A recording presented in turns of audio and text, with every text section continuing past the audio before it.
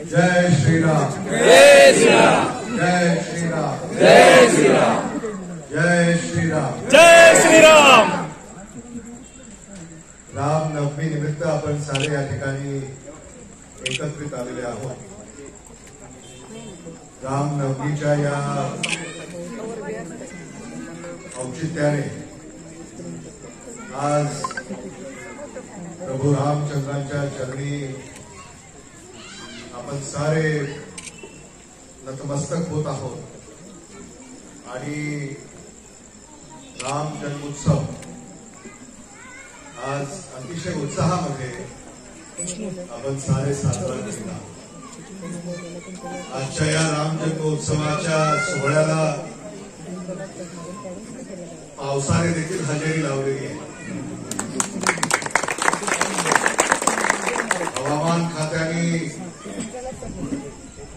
येणाऱ्या मॉन्सून मध्ये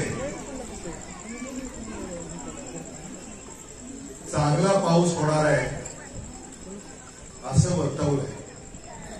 हे रामाचेच आशीर्वाद आहेत आणि आज पावसाने हजेरी या ठिकाणी लावलेली आहे। पावसामुळे आपली गैरसोय होते हे खरं आहे, कारण लातूर शहरातल्या कानाकोपऱ्यामध्ये आज रामनवमी आणि राम जन्मोत्सव साजरा होतोय आणि आपल्याकडे येण्या अगोदर अनेक ठिकाणी आम्हाला रामनवमीच्या मिरवणुका असतील, राम पाठाचे कीर्तन असतील आणि आज आपल्या इथे राम जन्मोत्सव आणि रामनवमीच्या निमित्ताने मी असं ऐकलं होतं की आपण 1000 दिवे आता इथं आपण लावणार आहोत, लावले। त्यामुळं गेल्या अनेक वर्षांपासून हा सोहळा आपण आगळ्या पद्धतीनं या ठिकाणी साजरा करत आहोत। पुनीत पाटील यांचं विशेष करून मी कौतुक करतो, त्यांचे धन्यवाद करतो आणि आज या रामनवमीच्या सणाच्या निमित्ताने त्यांनी आपल्या सगळ्यांना या ठिकाणी एकत्रित केलं, याबद्दल त्यांचे आभारही व्यक्त करतो। रविशंकर जाधव यांनी डॉक्टर शिवाजी काळगे महाविकास आघाडीचे काँग्रेस पक्षाचे उमेदवार यांना आश्वस्त केलं की भारत देशाच्या या सार्वत्रिक निवडणुकीमध्ये डॉक्टर शिवाजी काळगे यांच्या हाताच्या चिन्हासमोरचं बटन दाबून त्यांना प्रचंड मताने विजयी करणार हा निर्धार आज रविशंकर जाधव यांनी या ठिकाणी केला, याचं देखील मी कौतुक करतो आणि त्यांना धन्यवाद देतो। आणि आज रामनवमीच्या निमित्तानं प्रभाग क्रमांक 14 येथील काँग्रेसचे सारेच नेते व्यासपीठावर आहे, त्यामुळं प्राध्यापक संजय जगताप असतील, गिरीश पाटील असतील,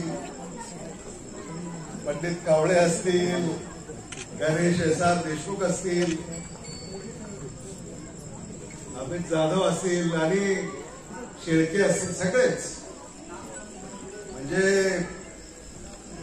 या सगळ्यांनीच ठरवलंय की जसं जगन्नाथाच्या रथाला आपला हात लागला पाहिजे, तसंच डॉक्टर शिवाजी काळगे यांच्या विजयाच्या रथाला आपल्या प्रत्येकाला हात लागेल असा संकल्प आपण या ठिकाणी साकारला। याबद्दल मी आपल्या सगळ्यांचे मनापासून या ठिकाणी आभार व्यक्त करतो। रामाची शिकवण, रामाचे संस्कार हे आपल्याला आपल्या आयुष्यामध्ये, जीवनामध्ये